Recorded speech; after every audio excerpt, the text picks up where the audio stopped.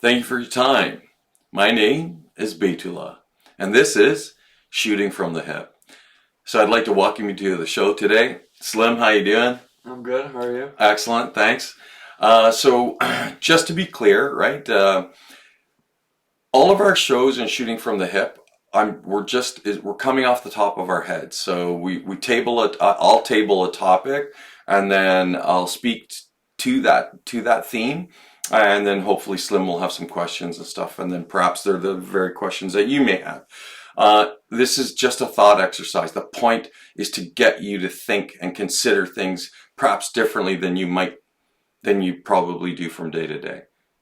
Right? So having said that, today's topics will be quality of life, natural rights, the age of enlightenment, and the Renaissance, and why they're relevant to today, right? So you can almost draw a straight direct connection. All right. So having said that, we'll start by defining the quality of life, and then what natural rights are. We'll discuss that too a little bit. Okay. So quality of life, it's defined as the degree to which an individual is healthy, comfortable, and able to participate or enjoy in life events. At least that's the literal dictionary definition. What determines quality of life? People's evaluation of their quality of life are made within horizons of possibilities that they see for themselves, and therefore are a fundamental component of their identity. So part of quality of life is also it's connected to how you identify as a person, right? And identity is the fact of being who or what a person or thing is, the distinguishing characteristics or personality of an individual. Individuality, their relationship established by a psychological definition. Okay, these horizons are determined by factors such as social class, age, sex, ethnic group, sexuality, disability, and personal biography, embodying overall well-being and happiness, including access to school, work opportunities, absence of military conflicts or threats, as well as good physical and emotional health. It's a relative subject and has intangible components such as spiritual beliefs and sense of belonging. So quality of life is the individual's perception of their position in life in context of the culture, value systems in which they live in relations to their goals, expectations, standards, and their concerns.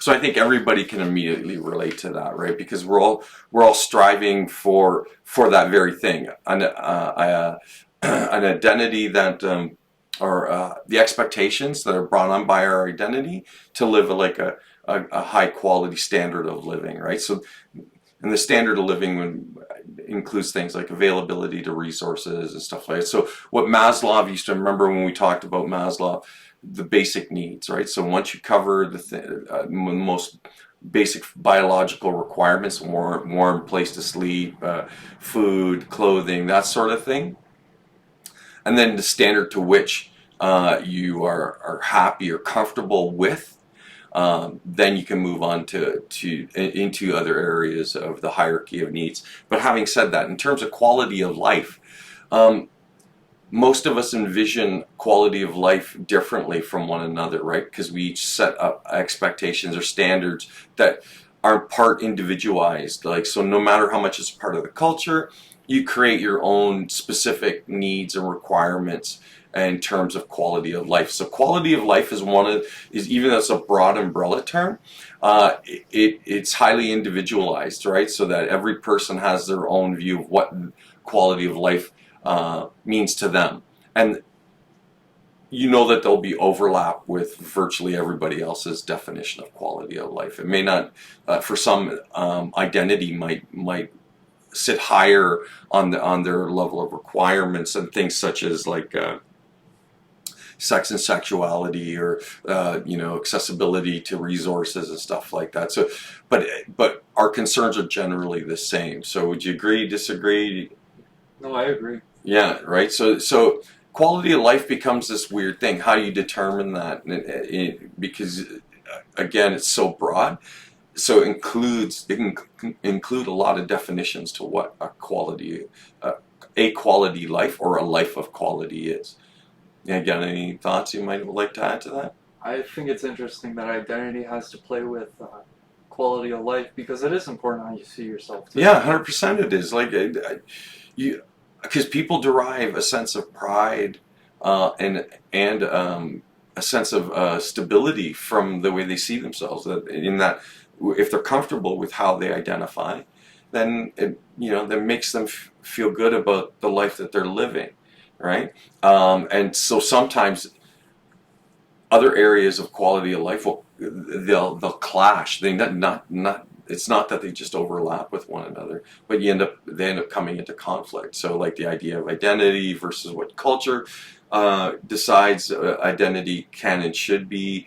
So I would argue that it's one of those things that's supposed to be like art, in that you are supposed to creatively find it, discover it for yourself, and then express it for yourself in whatever measure that you're comfortable with, right? So maybe quality of life is about a certain level of personal comfort with yourself, not personal comfort like with your environment, but like with yourself as an individual. So the moment that you are you're okay with who you are, I think then you have a quality of life. A lot of that might actually have to do with like integrating parts of yourself that you didn't know were there at first. Well, it's interesting that you point that out. So then part of quality of life means the ability then to explore who you are in your entirety, to make those discoveries, right? Because they're not ready made. Some effort has to be exerted in terms of like trying to find out the minute details of who you are as a person and what you find appealing. And here's the thing too, that changes as you change, as you age, stuff like that. Because uh, if it's about being comfortable with yourself, I think as you age, you tend to become even more comfortable with yourself, and I think become less and less concerned with identity, right? Because you know who you are. You don't. It's not something you give much thought to. I can appreciate why for people coming up and coming into their own, that they it might be something that they may struggle with, right? Just so that you know, for those of you listening, I'm a 50 something and Slim is a 20 something, right? So you're getting a wide range of sort of experience and insight into this particular subject, but not just this one, all the ones that we cover. So I think in terms of quality of life, then we can safely say that it's you becoming comfortable with yourself. And that's going to come at the cost of some work because there's going to be moments you're not okay with who you are, and if you ignore it, you don't get that proper integration. Right, and it can be a source of anxiety and stress. So which is again perfectly understandable, right? Especially when you're coming into your own, because that's the thing. When you come out of your teenage years, you've been bombarded by all these ideas and levels of expectation in terms of what you're supposed to be, how you should be, how to conduct yourself. That it they wouldn't be I don't fault people in their 20s for being a bit confused by all that, because it's so much. But that's the thing, you have to integrate it into who you are. So, and if you need a decade to do that, you take the decade to figure your shit out. Well, there's there's no right way to do this. What there is the way that you do this. So remember, and kindness goes a long way. If you don't place that high a demand or level of expectation on yourself. Doesn't mean that you shouldn't be making the effort. Just, absolutely make the effort. You should be trying to figure this stuff out. You will benefit in the long term. Yeah. Although in the short term, it might be a bit of a struggle, right? So, I mean, is that your experience? Would you say that I fairly summed that up? Oh yeah, like I feel like people are just thrown into the fire. You know, Sink or swim, right? yeah, it's like, hey, you gotta do it our way, but at the same time, you have to find yourself. So that's very like convoluted in some ways. Like, and a bit contradictory too. So here's the way that we want you to do it, but we want you to find yourself. You go like, well, which is it? yeah, Well, it's both. Here's the thing. That's the unsettling thing, is that almost everything in life, as you're going to age, you're going to discover everything is paradoxical. And that means truth is, all forms of truth become a paradox. Yeah, like Right? you have to be somewhat relatable. Like the idea has to be meshed with what's already existing, but at the same time, every person out there wants this person who's like looking at the multiplicity and like, oh, what's the next thing nobody's talking about yet? Like, there's this idea of progression coming out. Well, part of it too is like everyone's trying to be a bit innovative and stuff like that. Look, who you are can be an artful expression, and discovering who you are, that process can be artful as well. And maybe that's the point. The point is you're supposed to take your time. It it's so important to make mistakes, and nobody wants to. Everybody wants everything to align perfectly and stuff. Life does not work like that. We were before off camera. We were discussing this earlier, where you can do everything right in life and nothing works out. Conversely, you can do nothing right and everything works out. And it's not a personal reflection on you. That's just life. That's what life does. So then on top of trying to come into your own, figure out who you are, now you're in this environment where it's a bit chaotic, and it does what it does, and doesn't particularly care what it is that you're going through or what you're confronted with. It's just going to lay shit down at your feet, and either you will successfully deal with it or you won't. Yeah, that kind of makes me think about like the idea of a king and a jester. Like the king's the king, very formal, very set in his ways, but the jester, the most, he's there to propose these little ideas like, oh, what if you're an idiot? Just these small things to like. Well, he has the freedom to be chaotic, right? Right. So he can be random. He can point out things that if somebody else did in a serious tone might cost them their head, right? But again, it's the freedom of that position where it's carefree, it's whimsical, and in that whimsy, he can speak truths that you couldn't say in a serious tone because they would be taken seriously or offensively, and in that environment, the king's word is law. I mean, off with his head, right? Like, Yeah. so yeah, I appreciate what you're saying. I go, that's kind of interesting to point out. I think that everybody should approach their life whimsically. Having said all that, as serious as it is, and as stressful as it may be, and as much anxiety as you may encounter, because you're going to encounter it. But remember, that's not all you're going to encounter. We're just talking about that specifically right now, but that you're not to take yourself seriously, nor are you supposed to take life seriously. I think small children, if you watch how they conduct themselves, how they just follow their whimsy, they follow their own personal energy, and they just gravitate towards things that are fun and joyful. I think there's something in there for adults to learn. We need to maybe carry some of that forward into our adult life. I don't mean to be entirely like that. I mean that enthusiasm, that youthful, really simple, childlike appreciation for just being here. I think it's valuable. And so there you go, add another layer of complexity to it. So on top of all this other stuff, to try and create a serious quality of life, you're trying to manage your own expectations, manage those of the world around you, deal with the chaos that is reality, and then find a way to not take it all personally. No small feat, right? Yeah, it's a really complicated game. Right, 100%. So that's where we are, and that's the nature of life. And it's always, and again, the quality of that experience is compounded by our emotions. So, don't be afraid. Learn not to be afraid.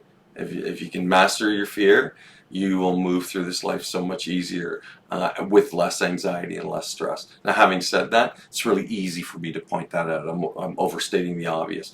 But remember, everything that we're talking about is stuff that you can achieve. It's an achievement. That means that at some point effort is required, and because you're making an effort, it has to be like following a specific discipline to be able to produce that effect. So you're going to have to find methods of training that will elicit that very thing, right? So this is maybe interesting tie-in for subjectivity and objectivity when we spoke about that.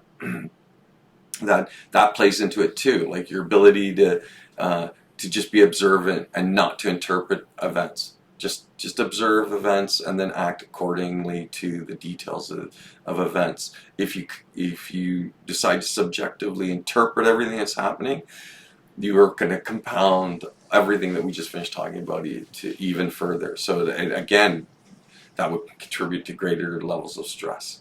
Yeah, Right? like having objective goals made, you can miss them and be like, okay, now I just need to course correct. Right, When you're subjective, but even in that objectivity, sorry, I didn't mean to cut you no, off, it's cool.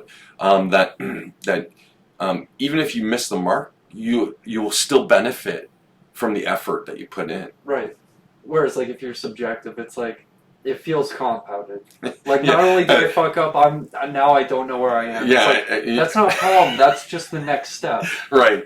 So there we go. So in terms of quality of life, so it's not something really simple, but it's something that most of us don't ever give enough time to consider, right? And maybe the point of all of this is that you should, right? And it might make facing your life from day to day a little bit more manageable, a little bit more easy, or at the very least less stressful, right? Because you're able to have perspective, and that's the other thing too. Objectivity is wonderful for providing perspective on the things that you're going through and experiencing from out externally that are affecting your life, but that you have nothing directly to do with, other than the fact that it's being presented to you, so you're kind of faced with dealing with it, but it's not something that you actively did. Sometimes it can be, but that's the point, right? It's just to consider a little more deeply and a little more thoughtfully what life means and what your life means, right? And remember, your life is just a reflection of everyone else's. Whatever it is that you think you're going through, you're not alone. We are all going through it. We get caught up in the perception that somehow other people's lives are perfect. They're not. Nobody's life is perfect, right? We all struggle with the same things, in varying degrees. That's it. That's more accurate. That's more honest expression of what's going on. So we're going to move on to. I do want to talk about natural rights. Now, this is going to dovetail into the Age of Enlightenment and the Renaissance and stuff like. But I before jumping into those, this is a direct byproduct of those periods in time. And why those periods in time are relevant is because they were the beginning of a significant turning point that took a couple hundred years to manifest. But it really did inform the modern age. So that's why there's value in discussing them. And we won't go into super depth, because I don't think it's required, other than to acknowledge what occurred there. And why is that relevant to today? Well, you take a good look around. You tell me, does it feel very stable to you? Does it feel like it might be changing? Right? So the question becomes then, what is it changing into? And how much of an impact you, the individual, may or may not have in the direction that it unfolds. And please believe me when I say, the average person can have a significant and compounded important make a compounded important part of those changes. You, the individual, can dictate a great deal more than you imagine that you could or can. And that's true for every one of us. So if every one of us actively seeks to change themselves in a way that they realize who they are in their entirety, the society has to therefore change. So we're going to illustrate that with the three natural rights according to Locke, and then what happened in the course of the Age of Enlightenment and the Renaissance, because those are so closely related, you can't talk about one without speaking about the other. Okay, so having said that, so most of us aren't even aware do you know what they are? The three natural rights? Can you identify them? If you can, it's fine. Oh, I was gonna say, if you're alive, you're alive. If you're alive, you're gonna die, and then there's taxes. I don't know. Okay, that's not exactly what I was shooting for. So I'm just gonna read them out loud. So philosophically speaking, coming out of that time of the Age of Enlightenment and the Renaissance, there was this thinking that it was the change of the age of the right to rule by divine right. So the age of kings and queens, and us moving into the idea of like art being personal property, which is not something that happened before that. Art was bought and paid for by the church and stuff like that. Well, once you started having a middle class who had means and money, suddenly they could buy portraits and pay for artwork there for themselves and stuff like that. So it dramatically contributed to the changes in the everyday world and society, particularly in Western Europe, and which translates into us here in North America, because all of that carried over here, and then we became champions of it, or the West, right, as it used to be referred to. Remember, at one time or another, this was used to be referred to as the free world, and this is why it was referred to as the free world. So the three natural rights, according to Locke, were: one, life.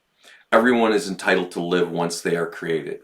So I think we established that too, that you can come, and again, he came to it as a philosophical idea because he was educated, and even though he was a man of his time and slavery, and there was a whole host of corruption and criminality and all sorts of things, no different than now. He was still thinking forward. It was forward thinking. He was free thought, and so he was expressing it. And remember, this single individual and other philosophers of his ilk, they all contributed to the modern way, the modern philosophical way that we are supposed to be looking at each other. But the reality is, most of us don't even know what those three rights are. Now, having said that, second natural right is liberty. Everyone is entitled to do anything they want to do so long as it doesn't conflict with the first right. So essentially what he's saying is that that if we're all valuable, that you can't reduce somebody to something to be used. So you can't exploit others for your own advantage. All right?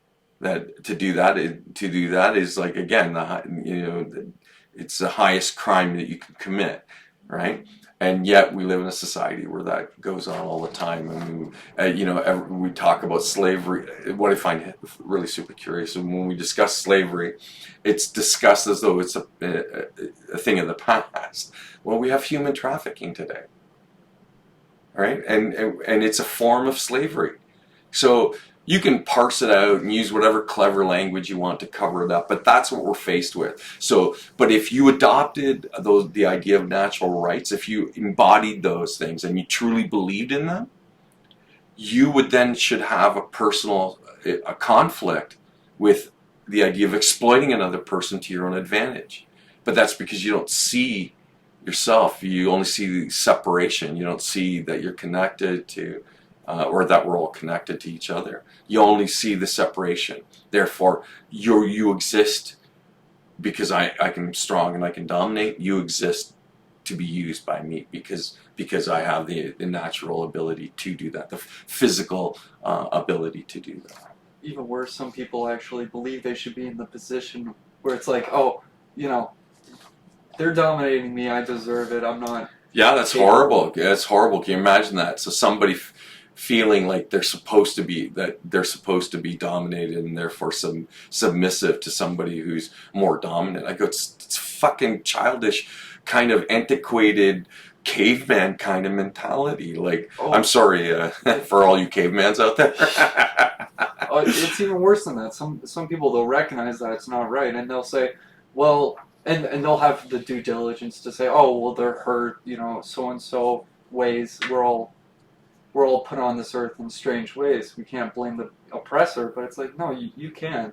Yeah, I think that if we're talking about like who's to blame, I think both sides, I hate to say this, but both sides then have to take some responsibility. It's in varying degrees, but both are kind of complicit in what's going on. So you actively take responsibility for what you're doing. So for any of you out there who fucking do that to other people, fuck you, and I hope you get what's coming to you. Sorry, I digress, but and to those people that think they're virtuous for letting people step on them, fuck you too. Yeah, motherfucker. Sorry. Okay, so the third natural right is estate. So everyone's entitled to own all they create or gain through gift or trade, so long as it doesn't conflict with the first two rights. Like, I think John Locke was brilliant, right? Like that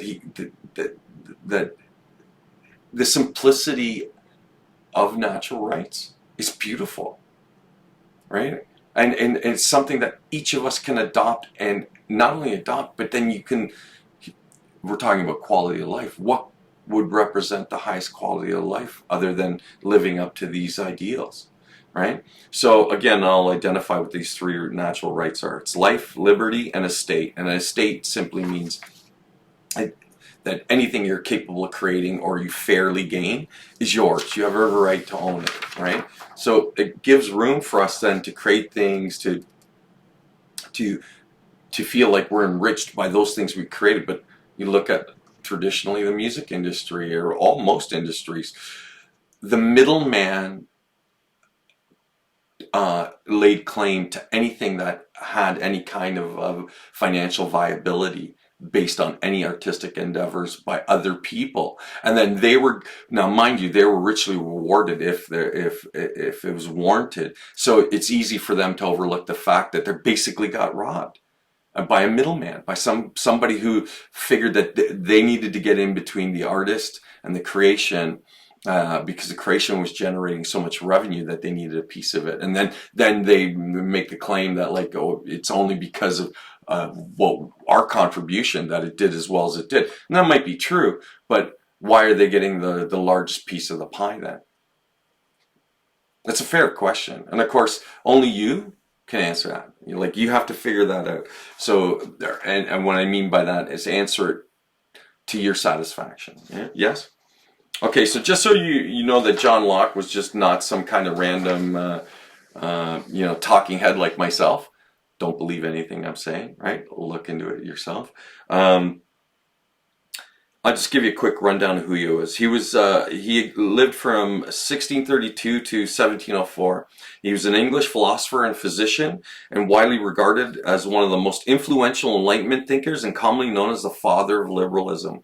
Considered one of the first of the three British empiricists, following the tradition of Sir Francis Bacon. Locke is equally important to the social contract theory. So the idea that, like, that you must share a sense of obligation if we're going to live in communities that to a degree, we're responsible to each other. I think you can go right back to, like, don't be exploited and don't exploit people, right? So this brings me to an interesting point. I think this is where I'm going to introduce the golden rule, because it kind of naturally fits in, and then we'll move on to the Age of Enlightenment and the Renaissance. But before we do that, so the golden rule, because Locke lived during that time of the Age of Enlightenment and during the Renaissance, and Renaissance is a French word for, like, basically rebirth, and it was considered the rebirth of the classical period. So it was the philosophy of the deep ancient past, right? So, where they were thinking about how we conduct ourselves and how we behave, and just so that you understand, like, as we organize as a society, we've created these convoluted and very complex legal systems in terms of, like, how to assign punishment for people misbehaving and stuff like that. And the reality is, it's become so grand and so large that it serves itself. Sorry to all the lawyers out there, but it does, right? It becomes there's so much bureaucracy within it, and there's so much fine detail that you have to be an expert to even understand it.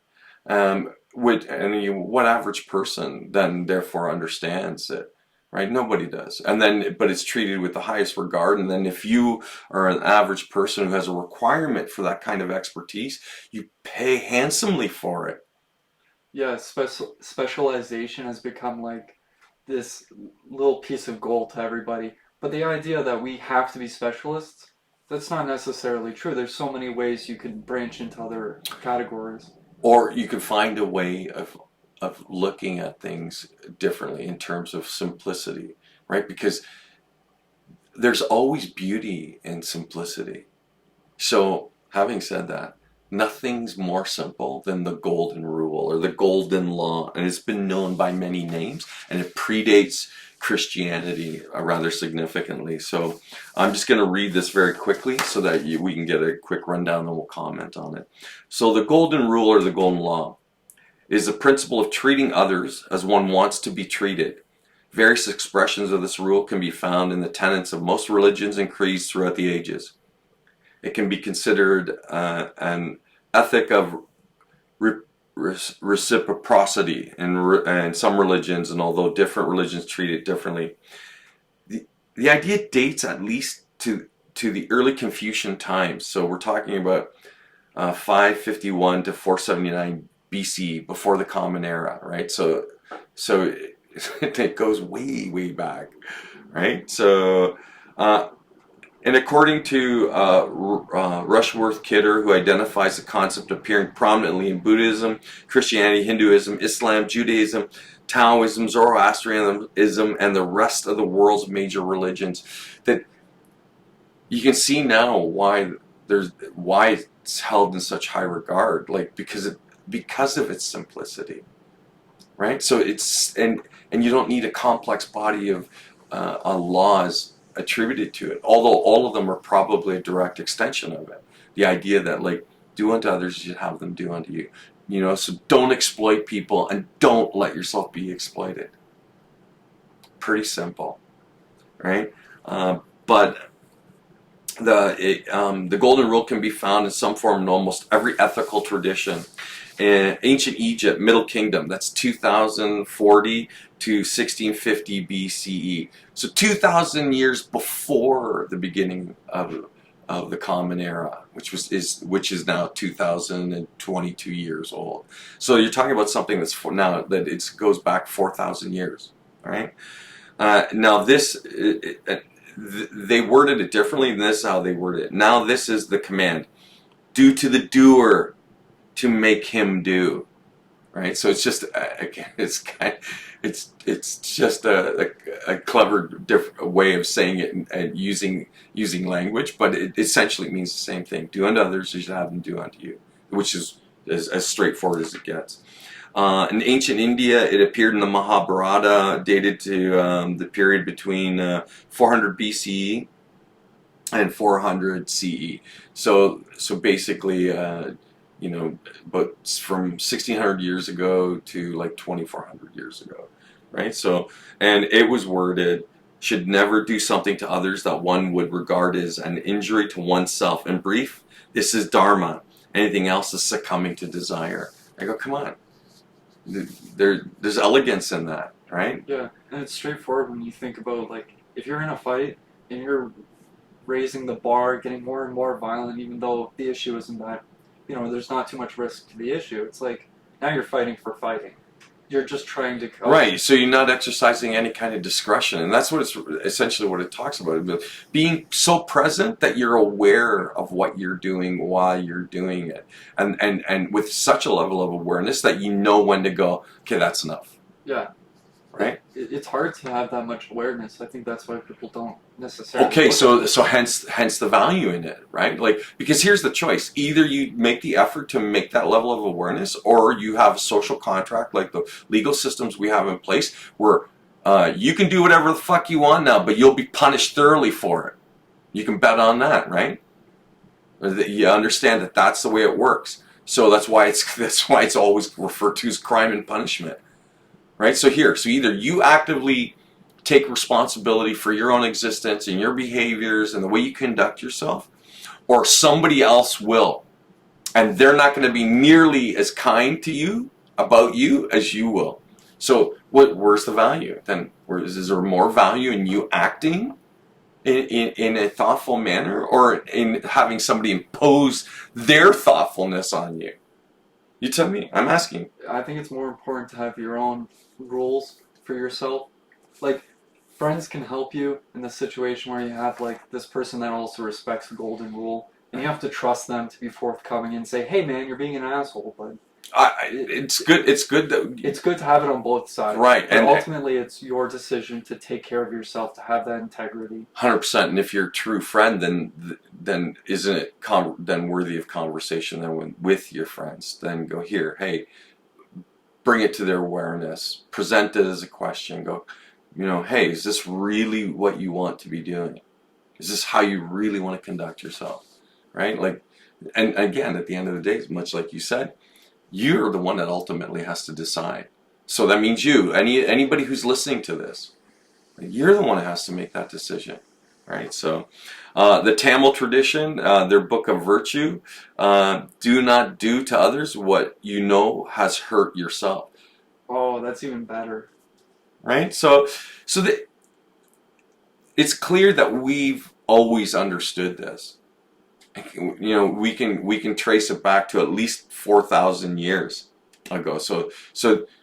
And it's moved forward through time. So what more evidence or proof do you want of its value, right? Because people thought that it was worthy enough of repeating that they've been repeating it for the last 4,000 years. People are really smart. They have this idea like, hey, that hurt me really bad. And then there's a person that's going to say, okay, well, my aim is to, dominate. I'm going to use this to hurt other people now that I know it hurt me. And there's other people that are Well, you can distort virtually anything, right? Even the most passive of ideologies produces extremists. But oh, I would say that those are people that you might be fair to characterize being imbalanced, right? So ancient Greece had its version. Do not do to others that which angers you when they do it to you. Socrates said that. I love you, Socrates. I know you can't hear me, but I still love you. In ancient Persia, Zoroastrianism, which is about 300 BCE to 1000 CE, were the way they worded it was that that nature alone is good, which refrains from doing to another whatsoever is not good for itself, and whatever is disagreeable to yourself, do not do unto others. So that forces you to go, hey, if you didn't like it, why are you doing it to somebody else? Right? Really, really important stuff that I can't believe that it's something that we still have to discuss. Or worse, that we actually don't discuss. We do like everything else we do. We take it for granted. Like breathing, like walking, like living. We just immediately assume that somehow we know better. And history will prove this statement to be true, that it's clear that we completely forget everything worth of value, or worse, just don't care. Right? Do you really want to be somebody like that? I don't want to be that person. I can't imagine why anybody would want to be like that. Right? So having said that, I'll sum it up by ancient Rome. Seneca the Younger was a practitioner of Stoicism and expressed a hierarchical variation of the Golden Rule in his essay regarding the treatment of slaves. Treat your inferior as you would wish your superior to treat you. Again, how many different ways do you need it said in terms of value? How many different ways do you need to hear it? Right? Like, it's pretty straightforward. The idea, if you get hurt, you're not a good person. If you aim for the good, you're not going to put it on others. You're not going to do that same painful thing. well, I think that goes without saying. I think there's real value in humans acting in a humane way towards one another, right? Isn't Homo sapien, doesn't it literally translate or is defined as wise man, wise human, right? I go like, well, where's the wisdom then? I ask you, I'm asking you, think about that. Where's the wisdom? If all we're doing is using each other, right? Where's the wisdom in that? So we just exploit each other, and it's endless circle jerk of exploitation, and it's always in the service of somebody who thinks they're more deserving than everybody else. What a sad fucking state of affairs. And then you wonder why we're threatened with instability in terms of the way our countries are being run. It's a very real part of 2022, right? That this is what we're confronted with. And And if everybody worships safety and authority at their own expense, and then hangs their head and feels sad for those who suffer at the hands of other people, I'm like, well, what are you actively doing about it other than nothing, or being worse, sitting on the sidelines watching? It's like watching a train wreck. You can't take your eyes off of it, but you go, it's a tragedy. So here the question becomes, what are you personally doing? Right? Well, if you adopt the golden rule and then you just use that. It's the only guideline you need. You walk through life and you go, this is it. And then you look at every action you take and go, hey, am I being exploited or am I exploiting somebody? And then immediately it should inform your behavior. But none of us think like that. We're too concerned with our money or our idea of security or sense of value and stuff like that. And it's almost always at the expense of somebody else. Look, we live in a hierarchical system within our countries. Most of the Western world, actually the 200 plus countries in the world that practice democracy, they're still hierarchical. Those who are at the top of the financial ladder, they're the ones who dictate to everybody else. Why I ask you, is that not, exploitation? It's exploitation, absolutely. There's so many people that would say, "Oh, this isn't right," I don't like what I heard on the news, but they're not in the decision-making process. Okay, so then it's not very democratic. Okay, right. So, and then we live in a time where now, where there's the exercise of control is like really aware. We have a great awareness of that. And then how do you stem that tide? Well, you certainly can't by traditionally resisting it and pushing back. That time's come and gone. So we're gonna get to that shortly when we get to the Age of Enlightenment and the Renaissance, which birthed revolutions, right? Because that's ultimately what they led to overturn the old way of doing things. But we're more sophisticated than that. We've been around way longer. So the question is, do you want to use violence? Look, the institutions as they are, they have the absolute right to they have the legal right to use violence, to suppress violence, and you don't have the legal right. But what you do have is the ability to change your mind. So if there is going to be a revolution, then it has to be a revolution of consciousness, thinking, behavior, the way we look at each other and the way we treat each other. And you can go right back to the beginning to find out exactly, to inform yourself how to conduct yourself. The golden law, the golden rule. How many different ways do you need to hear it?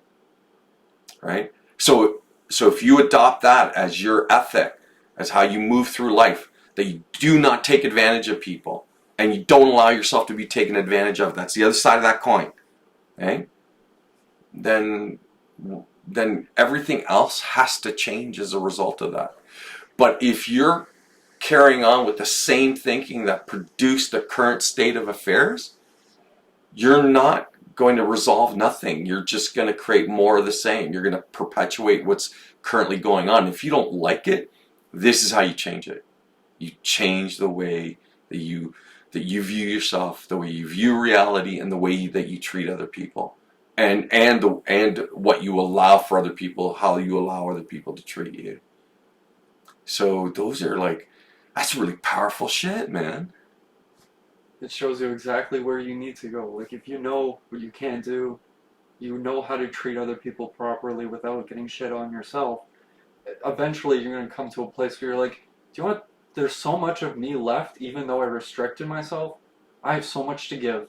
And then guess what? You're benevolent. You share. You love. You care. 100%. So then that's the way you access the limitlessness of you, the individual, right? I will forever be a champion of that. That the individual is more powerful than they ever dared imagine or dreamed that they could be. And all you have to do is find the right method of conditioning to elicit all the best that there is within you. One, and two, adopt a way of thinking that reflects that. And what could be more relevant than the golden rule? And then applied to being like a renegade individualist, humanist, critical, objective thinker. There's your goal.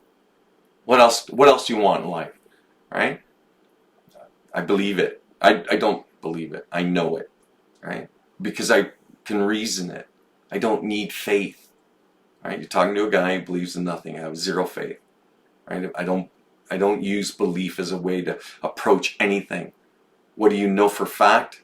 What are the facts, if any? And if there are no facts, then what can you infer from what is actually going on, right? And then you make decisions based on the available information. Sometimes it means you're just taking a wild swing in the dark. But that's life, right? We started with the idea that life is paradoxical. So here we are. Any thoughts, ideas? It's interesting if you think about risk, because once you stopped all the bad habits you can see in yourself, and you have this idea of what's good for yourself and maybe what's good for others. Instead of being tired and like drawn out, you feel more powerful. Like energized, 100%. Yeah, you're like, holy shit, there's so much more here now that I got rid of the dead wood. Like, so there you go. So it's certainly more to consider. So can I get a quick time check? How far are we in? We're pretty far in, 46 minutes. Okay, cool. So I think it's good. We're going to jump into the Age of Enlightenment and the Renaissance, and again, why they're important. Because really, without the Age of Enlightenment and the Renaissance, there's no North America, right? Right? Because think of when it was officially historically discovered North America. I'm going to use air quotes. Yeah, right? this 1592? Columbus sailed the ocean blue. Is that how that goes?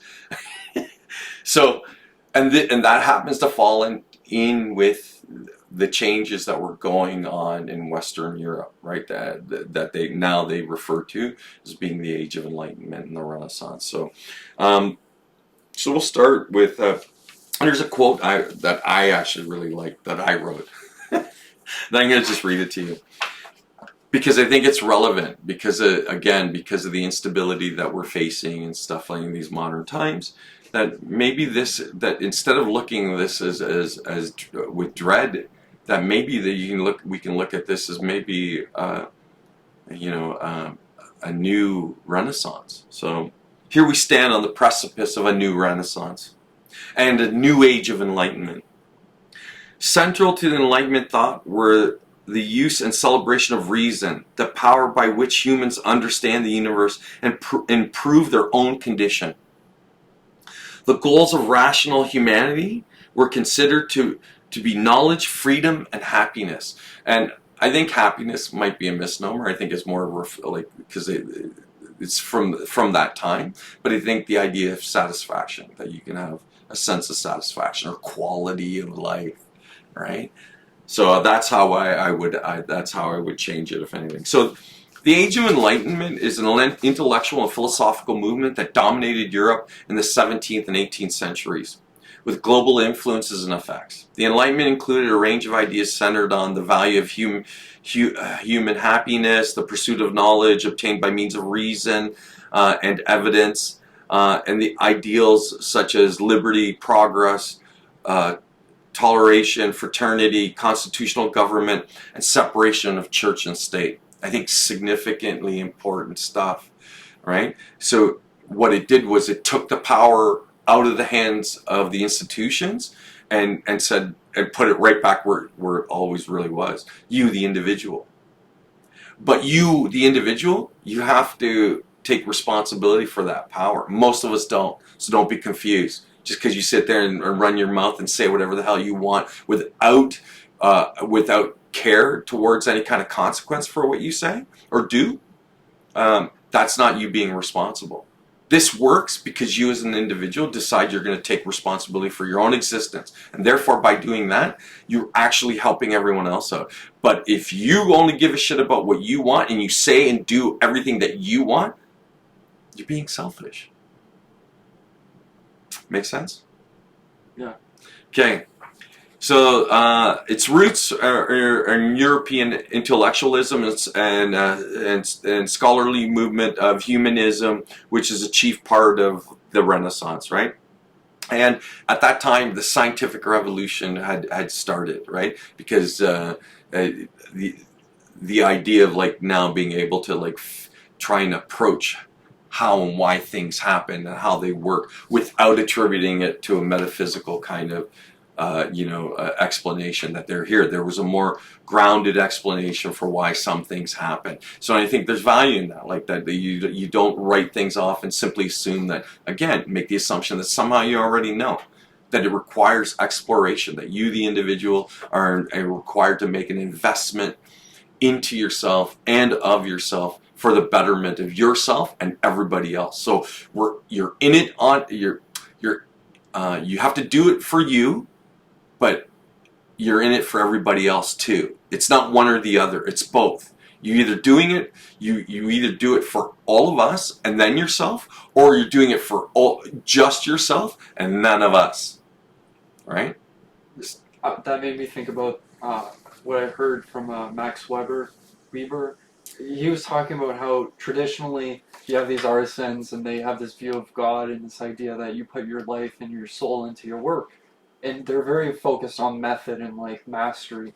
Whereas like the calculability we get from machines and our scientific just way of producing, we care more about the fact that we can mass distribute something rather than truly understand it. 100%. So it's the difference between mechanization and art, right? And those two things can overlap, right? But we reduce everything to it's either or. It can be both, and that's our failure, that we treat it like it's one or the other. It's both, right? The paradox of being alive and being human, right? Is anything ever just one thing? No, but here's the weird thing. I don't know how people got it in their head. It's either one thing or the other, and I'm going like, you kneecap yourself when you do that. I think it's part of the idea that we have to be rational. We have to reduce things into calculatable kind of. We have to turn things into these small subjects when really subject is just subjective. It's a small part of everything. It's just your right. So you're just seeing a small piece of a much larger tapestry, right? So and I think people again need to be reminded of that you're only getting a glimpse of something that's much larger, and that all that's required is a change of perspective. Take a step back, right? This is one of my favorite quotes that's attributed to the Age of Enlightenment and the Renaissance. It's from René Descartes. In his discourse on the method in 1637, it featured his famous dictum, "Cogito ergo sum." I think, therefore I am. Right? I've always been fond of that statement. So again, this is stuff that's been haunting me since childhood, right? Because all this stuff I was introduced to in high school, right? So when I listen to people who are just fresh out of high school or a couple years out, and they're going, was never even made aware of this, and you go well, how is that even possible? Like, so that means you have no sense of where we came from. And remember, it's always an evolution, and that's why we're talking about the Age of Enlightenment and the Renaissance. They rediscovered this way of thinking so that they could move forward, so there could be progression. And that progression produced the society you live in today. Now, for those of you who like to shit on society and don't like it and think that it's a horrible place, and to a greater or lesser extent, that's true. But it's not just that, right? It's both. It's good and it's bad. But its shortcomings can be addressed by changing your way of thinking, not you pointing your finger going, it's shitty, it's garbage, well, yeah, that's true, but it's not the only truth. But if that's all you focus on, then that's all you'll ever see. Yeah. The worst of what it is, and the reality is, it's, being alive and society is far more interesting and exciting than you dare imagine. But it requires you to make a vested interest to explore everything, not just yourself, but the world that you live in, the society you live in. Explore nature, explore the fucking world. What's wrong with you? Sorry. Hey, if they're listening, they're part of it. Well, They're hearing it. yeah. Well, because we're not giving them a choice. So the ideas of the Enlightenment undermined the authority of the monarchy and the Catholic Church specifically, because remember, by that time, they completely dominated Western Europe, right? Branches of Christianity. Wow, they produced. Oh, in Spain, what did they do? That purge that they had in Spain, I can't remember now. I can't believe I've forgotten. Anyway, it'll come to me in a moment. It paved the way for political revolutions of the 18th and 19th centuries. A variety of 19th century movements included liberalism, communism, neoclassicalism, the trace of the intellectual heritage to the Enlightenment. So all these things were ideas that people were exploring because they weren't prior to that, they weren't allowed to. It was either the church or the monarchy that had final say, always. So suddenly now, with the advent of the printing press and gunpowder, the mechanization and materialization of science, all these wonderful ideas rose up with that contributed to the modern world. Look, the three natural rights and the entire thing that birthed the U.S. and like Declaration of Independence and the Bill of Rights, and in Canada the Charter of Rights, and in the U.K. the Magna Carta. All these things are brilliant documents, but they're not worth the fucking paper they're printed on if you don't know them or you don't exhibit them in the way you live and in your behaviors. Again, assuming that they're always there, you take it for granted, and then you make no effort. And we're all guilty of this. Everybody. Me too. Right? The only difference is I'm asking the questions. I've been asking for a long time. That's why I have long hair. Right? So the central doctrines of the Enlightenment were individual liberty and religious tolerance, in opposition to absolute monarchy and the fixed dogmas of the church. The principles of social ability and utility also played an important role in circulating knowledge useful to the improvement of society at large.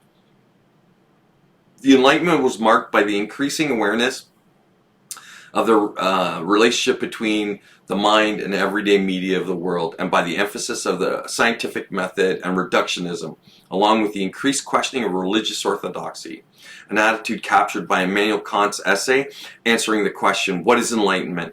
And the phrase, sapere ad, dare to know, can be found, right? Dare to know, right? Like that. Right, and think about that, the religious intolerance. The Spanish Inquisition is what I brainstalled over and stuff. So the Inquisition was the church's attempt in Spain to basically absolutely consolidate its control, because the people were becoming unruly. Oh yeah, I remember reading about this because Yeah. I was learning about Spinoza. Right. So Spinoza famously suffered at the hands of that same kind of intolerance, right? That religious intolerance. That He found it from the Christians that were, I think it was Christians, Catholics. Cathars. Yeah. So it was another branch of Christianity. So for all you Christians out there, guess what? Even though there are multiple branches of Christianity in modern times, traditionally there always was. There was never one single agreed upon version until the Roman Catholic Church asserted itself as a Holy Roman Empire. Right? Keep that in mind, right? But as he got kicked out of Spain, he went to Portuguese, Right. Through the mountain range. Eventually, he got to a couple different areas, like Hebrew colony, right? And he found the same issues with them. Like, he couldn't find he could express himself in his own way. They kept saying, like, hey man, you gotta stop saying that. Jesus Christ has some good stuff to say. Like, that's not exactly how we're doing it. Like, it drove him to pretty sad ends. Why? Because he was murdered at the hands of the church. Look, it's not just religious, every institution that asserts control and dominance and established authority almost always will murder anybody that's in opposition to them, right? Because they can't afford to have radicals in their midst because it challenges their authority. It could threaten to overturn everything. And what they want is to maintain the status quo. And they did it really violently. I don't have a super accurate knowledge, so like when it comes to these things, if I get some data points It's okay. wrong, It's okay. It's okay. Yeah, We're just but we all agree. we're just talking, and nobody cares, and you shouldn't believe us anyway, right? Yeah, but we can definitely agree that people have been pushed down for religious or ideological beliefs, Well, or even method of those beliefs. acts of suppression are a tool of control and authorities. Like we see it all the time. Our history's rich with examples of it. So you don't have to get like too caught up in the minute details. But in more broader strokes, you can understand that like even no matter how good the ideals that drove the creation of the institutions at some point start considering themselves more as important, not the ideals. So then it's about maintaining the authority of the institution, not the ideals that created the institution, right? So it's always been our failure, and it's been our failure because we always thought we had to organize with top-down kind of thing. Well, going back to the golden rule, if you lived and breathed by the golden rule, here's a fair question: do you think you would even require some kind of formalized institution? No. Okay, excellent. I would say no, because if you have these institutions, the idea is to share the ideals in a communicable way. But the golden rule, it really doesn't require any sage or fucking right. You don't need no one leading the way. Everybody becomes the leader, right? So then some guy with a microphone, hey guys, don't be an asshole. Treat each other well. So then in a world like that, then what would a politician look like? He'd be an administrator, basically just do what people told him to do. Right, so he wouldn't be somebody going, well, I know better, and you're this and you're that. Well, like again, follow any of the legacy media, any of the social media out there, and you'll know exactly what I'm talking about. Right, that they conduct themselves in such a way that they really are buffoons, and guess what? They're leading the show. Yeah. When all they should be is administrators who actually do what we require them to do. Hey, the roads are bad. Now it's your job to make sure that that you get the right contractors and that they're paid and that shit gets done. That's the only job you got. That's your only job. You're not telling anyone what to do. But and yet here we go. We have administrators now deciding that somehow they know better. That they know better, far better than everybody else, and not only do they know better, they're going to make decisions on our behalf because they know better. They don't know better. They're bureaucrats too. Some of these people, they're not specialized in the fields that the rules are being set. Right. Like, so their very specialty is that it's hyper specialized politicians. Yeah, yeah, and they oppress the people that actually do the fucking work. Right. So you go so it's again ridiculous notions, right? So and we're constantly bombarded by this stuff. So I can appreciate why people just want to shrug their shoulders and go, I don't care. I don't blame them. I really don't. I understand why you do it, right? It's difficult enough to have to manage the realities of living in society and having access to resources to make your life viable, to try and feel some sense of joy and satisfaction from the life you're living without having to deal with all this with all this other crap. And then you're confronted with it. You just want to shrug your shoulders and throw your hands up in the air and go, I can't. I don't blame you, but when you do that, you know what it costs? It costs you everything. The people who are already dead inside and they want that, fixed comfort given to them, they praise the people that do these stupid bureaucratic shit. Because, they're grateful. Hey, thank you for setting the system up just perfectly where I have to do the minimal amount of soul searching to find out who I am. Right. Who am I? A consumer? Who am I? So-and-so working front line of a fast food restaurant. It's like, is anybody happy doing that? So there you go. Thanks, Slim.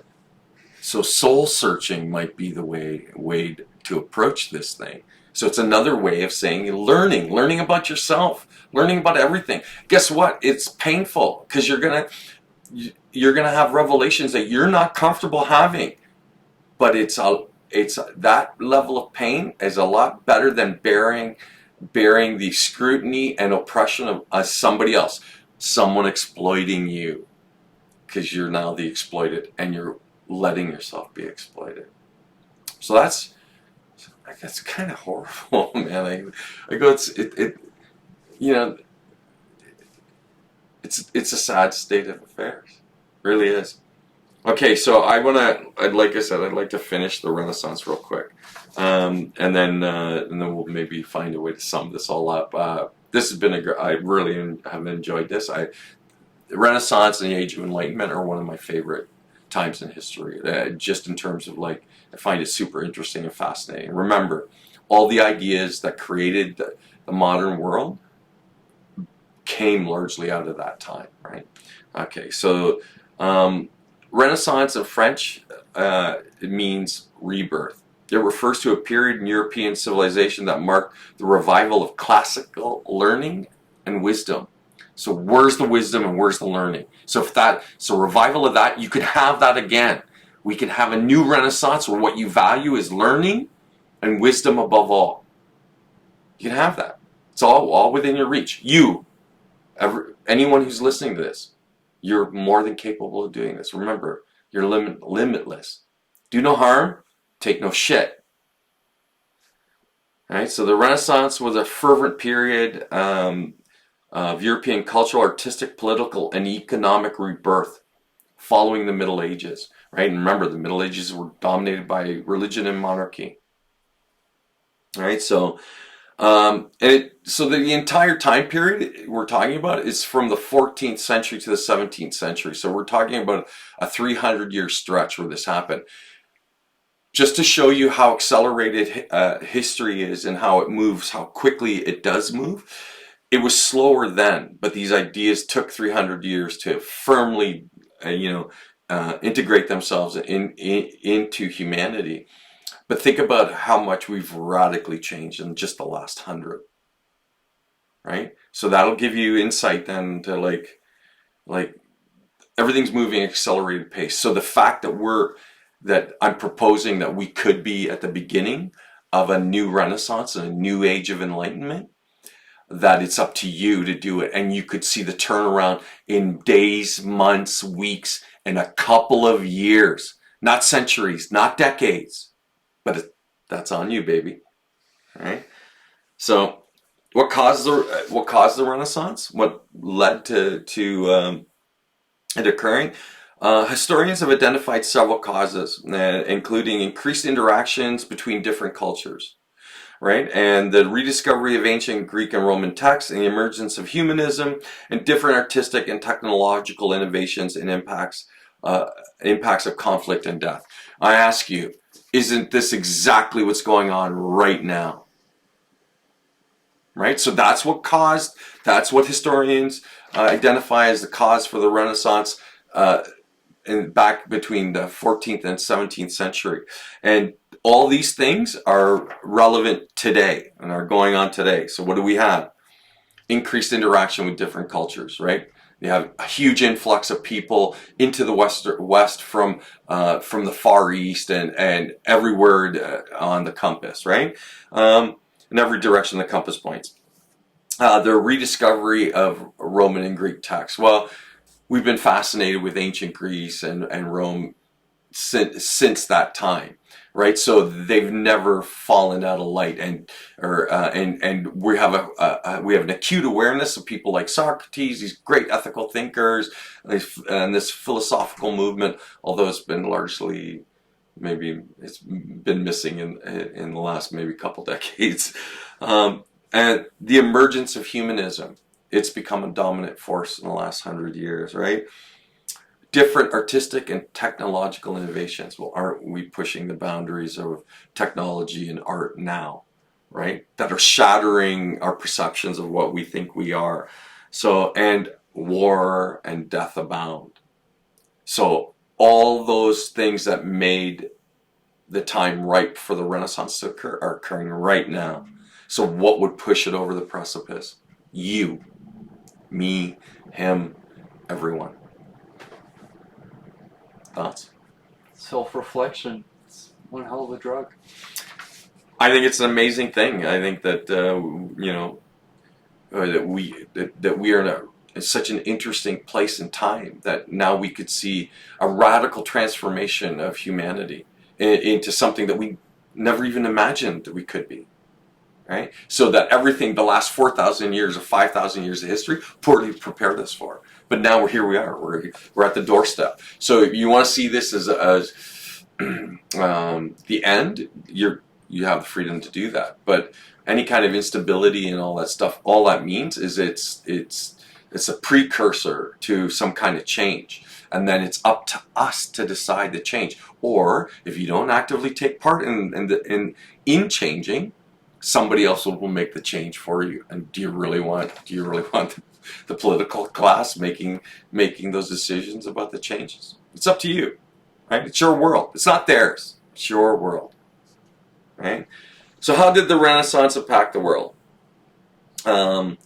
It made people became more wealthier as a result of it because it opened up all these avenues to generate revenue, and so instead of agrarian, typically, which was what led up to that. Now you had this explosion in innovation, and you had print coming into its form. So the spread of knowledge and information. I ask you, isn't that what the internet is? And then all these new innovations leading to new technologies that meant that you created a working class that were able to generate wealth to be able to live a higher standard of living. So this rise in prosperity also generated an interest in education, supported the flourishing of the arts, and promoted scientific discoveries and inventions. So we can all have that. You do that as an individual. It doesn't have to be. It's always been the individuals who create that, not the institutions. So just keep that in mind. Right? You got something you want to say? I was just thinking the very first thing that started this was we were talking about value of life. Quality of life, sure. Where else do you get your quality? Just like enjoy the world, enjoy your life. And from the things that you do, that's where the quality of existence comes from. So that's why I make the statement all the time that you seek out the things that you love. The things that you're passionate about are not an accident. It's your calling. So follow them. See where they lead you. Yeah, curiosity is one of the most enjoyable things possible because every corner is like, oh, I wouldn't expect this, or oh, that's what I expected, or yeah, I completely agree. So learning, curiosity, exploration, artistic self-expression, investment in knowledge, those are things that are worth every ounce of effort that you'll put into them, right? So I would suggest that, again, that it's you, the individual, who make the ultimate difference. Not one of you, every one of you. Right? Every single one of you. Right? And you're so accustomed to thinking that you're disempowered and that you have no power. You are the ultimate power. Right? But only you can wake up to that. Not because I say so. Remember, I'm just a guy with questions. I don't know any better than anyone else. And I'm a talking head who managed to put himself in front of the camera. But I don't know anymore. I'm not any more right or less right than anyone else. Right? It's for you to figure out. So I would always speak to that, right? And a good way to do it is just be objective and just chase after everything passionately and use the golden rule to guide your behavior. You'll do no wrong. It doesn't mean that you won't have failures and make mistakes, but in a broader sense, you'll do no wrong. Okay, what are we looking at for time? 1 minute or 1 hour 14 minutes. So that was a good one. Yeah, I think that was good. I think we're just gonna end on that note. I think. What do you think about that? I think it's good. We can sum up. Is there something you want to say? Yeah, I want to say we're all animals looking in the goddamn mirror, and realize you're the only animal that really thinks about that shit. Okay, so I would say to all you, the viewers, whoever's watching this, all two of you, just keep in mind that there's nothing that you can't do, and everything that you think that you can't do is a method of training away from you. All that means is if you find the right way to draw out that skill, to draw out that intellect, and you give it the time it deserves. This is part of the problem. But if you give it the time it deserves, you can realize just how limitless you are. But most of us don't want to give it the time. We want it right now. You want it so then it's immediate. That you're looking for immediate gratification.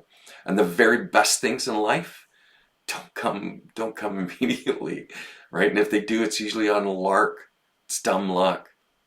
So the best things in life are the things that you have to work for, strive for, make an effort for, present discipline, and do them. And eventually they lead to these places that make you feel rich and whole. And it's the process of doing them that makes you feel rich and whole. It's not you successfully acquiring the skill or creating the skill. It's the process of learning. It's the process of creating. It's the process of doing that makes you feel enriched. So keep that in mind, right?